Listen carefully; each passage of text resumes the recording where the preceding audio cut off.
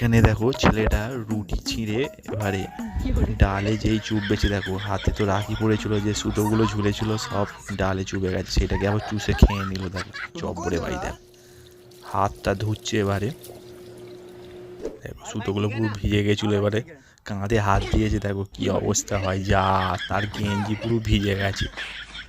এবারে দেখো তাকে খুব মারছে, রেগে গেছে, তার গেঞ্জি ভিজে গেছে, যা কি অবস্থা, এবারে কি করে দেখা যাক। দেখো এবারে এত সুতো ভিজেছিল যে দেখো লিখতে লিখতে তার খাতায় পুরো ভিজে ডুবে গেছে, কি অবস্থা রে ভাই। দেখো